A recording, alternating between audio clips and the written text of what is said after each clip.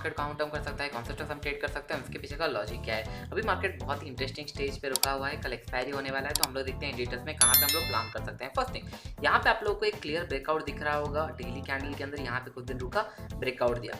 ये first time pull back में हम लोग एग्रेसिव शॉर्ट नहीं करते, मे बी वेट कर रहा था कि नहीं, एक ग्रीन कलर का कैंडल बन गया तब हम लोग को एक कंडीशन पता चलेगा क्या ये कंटिन्यूएशन में जाएगा या सेलिंग के लिए आएगा। अभी हम लोग के लिए प्लान इजी होने वाला है, क्योंकि देखिए मार्केट कभी भी आपको यहाँ से ऊपर गया और इस तरीके का मोमेंटम नहीं करता है। मार्केट अभी एक पॉज का कैंडल बनाया है, एज पर डेली चार्ट अगर हम लोग देखेंगे, अगर यहाँ से मार्केट और एक यहाँ से क्रॉस करता है 35,000, आज का डे हाई जो भी होगा वो अगर क्रॉस करता है, दैट मीन्स मार्केट ऊपर गया, पॉज लिया, फिर ये कंटिन्यू करेगा। और ये कंटिन्यूएशन कहाँ तक जाना चाहिए, अगर ये अप ट्रेंड में है तो फिर ये लास्ट स्विंग को क्रॉस करके ऊपर निकलना चाहिए, फिर ये और ऊपर जाएगा, इस तरीके से ये अप ट्रेंड में कन्वर्ट होगा। अगर ये ऊपर नहीं जा पा रहा है, फिर से रिवर्स आ रहा है, दैट मीन्स यहाँ पे नेगेटिविटी अभी भी है, दैट मीन्स हमको कंफर्म हो जाएगा कल के दिन मार्केट अगर इसके ऊपर निकलता है, हम लोग सिंपल इसको बाय करेंगे। 15 मिनट चार्ट्स में हम लोग देखेंगे एक्जैक्टली कौन से पॉइंट पे बाय करना, लेकिन मैं आपको कॉन्सेप्ट प्राइस एक्शन समझा रहा हूँ तो थोड़ा सा ध्यान से सुनना। अगर ये क्रॉस करेगा तो हम लोग बाय करेंगे। कोई मुझे पूछेगा सर सेल नहीं करना है, सेल हम लोग कब करेंगे? फर्स्ट थिंग, सेल तभी कर सकते हैं बहुत बड़ा गैप अप, लेट्स इमेजिन कि नहीं 500 600 700 पॉइंट का अगर गैप अप खुला तब थोड़ा सा सेलिंग का पॉइंट बनेगा,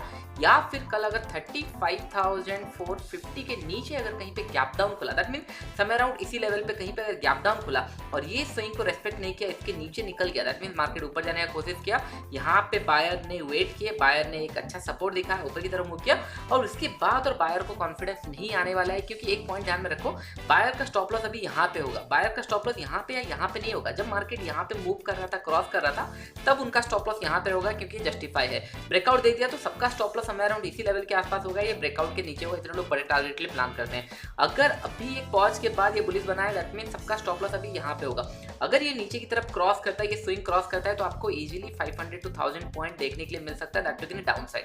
अगर ये क्रॉस करता है, दैट मीन 35,450, तो कल ये आपको पहले मॉर्निंग में एक हिंट मिल जाएगा क्या ये गैप डाउन खुल रहा है, फ्लैट खुल रहा है, गैप अप खुल रहा है। होप ये पॉइंट आपको समझ में आ रहा होगा। चलिए अभी हम लोग 15 मिनट चार्ट्स में देखते हैं एक्जैक्टली प्राइस एक्शन हुआ क्या था।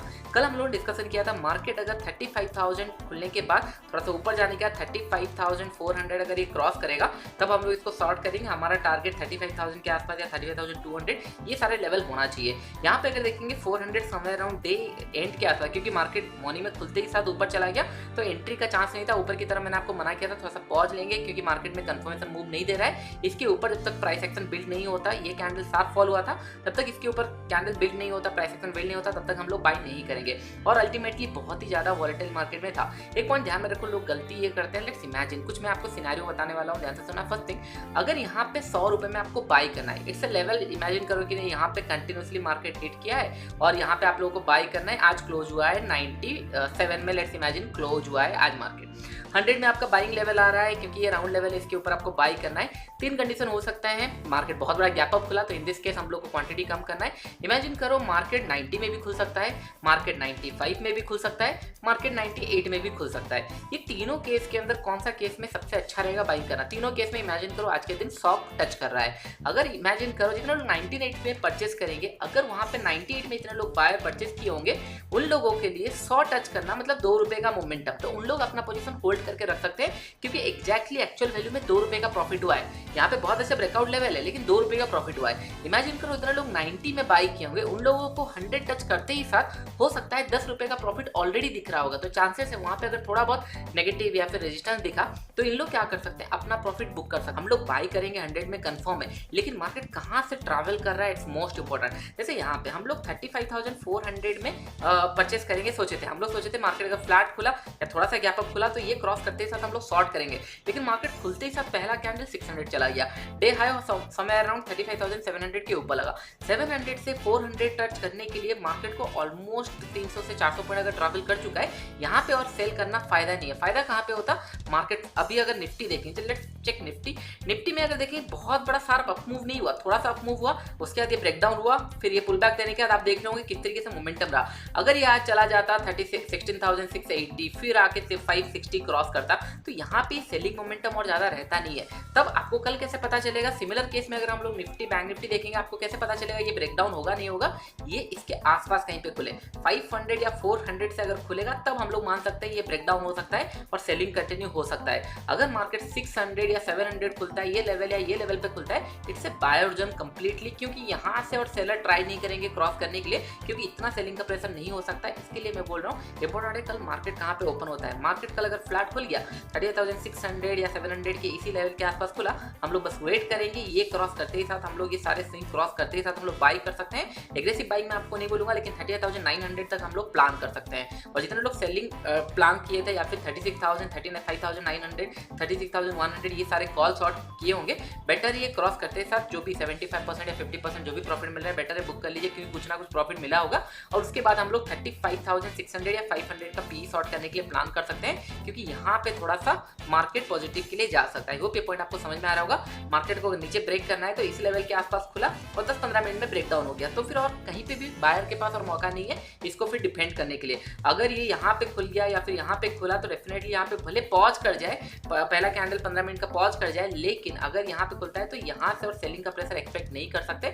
700 से फिर से 400 पॉइंट नीचे फॉल और फिर सेल अप हम लोग करेंगे, ये ज्यादा प्लान नहीं होना चाहिए। तो कल के दिन आप लोगों का इंपॉर्टेंट रहेगा 35,450 के नीचे खुला या 500 के नीचे खुला, थोड़ा सा हम लोग सेलिंग देखेंगे। दैट टू कि पहला अगर कैंडल नेगेटिव बन गया, रेड बन गया, हमको और इजी हो जाएगा, हम लोग डायरेक्शनल प्लान कर सकते हैं। अगर कल के दिन पॉज कर जाता है, यहाँ पे वेट करता है, तो हम लोग 38,900 तक टारगेट रखेंगे। आई होप ये पॉइंट आपको समझ में आ गया होगा। निफ्टी चलिए देखते हैं। निफ्टी बहुत ही अच्छे प्लेस में ओपन हुआ, समय अराउंड इस लेवल पे ओपन हुआ।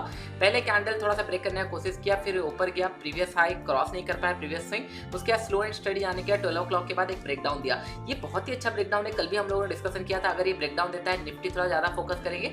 अगर ये ब्रेकडाउन देता है तो हम लोग का टारगेट एक अच्छा टारगेट मिल जाएगा, समय अराउंड यहाँ से इतना होता है उतना हम लोग प्रोजेक्ट कर सकते हैं। एक अच्छा मोमेंटम होने के बाद लास्ट आवर में एक बाइंग का मोमेंटम हुआ है और एग्जैक्टली रुका कहाँ पे है, जहाँ पे ये सपोर्ट हुआ करता था, अब ये रेजिस्टेंस एरिया में रुका हुआ है। तो कल इसको फास्ट मूव करना चाहिए। अगर इसके ऊपर निकल जाता है 16,550 के ऊपर निकल जाता है तो आप लोगों को 680 के अंदर एक मार्केट देखने मिलेगा। बहुत बड़ा मोमेंटम नहीं, एक वॉलेटाइल मोमेंटम इसके अंदर हो सकता है। अगर मार्केट नीचे खुलता है, दैट टू कि नहीं 500 के नीचे कहीं पे खुलता है, क्योंकि बहुत सारे लोगों को 16,500 हो गया, 35,500 हो गया, ये सारे लेवल कॉल या पुट करना थोड़ा इजी रहता है, क्योंकि ये सारे लेवल राउंड लेवल होते हैं। तो ये पॉइंट ध्यान में रखना, 16,500 के नीचे अगर ओपन होता है तो थोड़ा सा बेरिशनेस मेरे लिए अभी भी है, क्योंकि यहाँ पे अगर देखेंगे इट्स ब्रेकडाउन, क्लियर ब्रेकडाउन हुआ। उसके बाद यहाँ पे रेजिस्टेंस लिया और रेजिस्टेंस में अगर ये 500 में ओपन होता है या 480 के आसपास ओपन होता है और पहला कैंडल नेगेटिव बना देता है, तो डोंट हेजिटेट टू सेल। और स्टॉप लॉस हम लोग का डे हाई रहेगा, भले हिट हो जाए लेकिन हम लोग यहाँ पे प्लान कर सकते हैं, क्योंकि एक क्लियर ब्रेकडाउन दिख रहा है। बैंक निफ्टी थोड़ा सा हॉल्ट कर रहा है, पॉज ले रहा है, लेकिन निफ्टी में ब्रेकडाउन दिख रहा है। लेकिन अगर गैप अप खुल गया तो फिर ये रेजिस्टेंस के ऊपर खुल गया तो आपको थोड़ा सा वॉलेटाइल टू साइडवेज, या फिर आपका 16,550 से लेकर 16,680 ये आपका रेंज होना चाहिए एटलीस्ट फॉर 12-12:30 तक। ये रेंज के लिए आप लोग स्टार्डल या स्ट्रैंगल ये प्लान कर सकते हो। आई होप ये पॉइंट आपको समझ में आ रहा होगा किस तरीके से हम लोग प्लान कर सकते हैं। कल का ओपनिंग बहुत इंपॉर्टेंट होने वाला है, उसके बाद हम लोग डायरेक्शनल प्लान करें।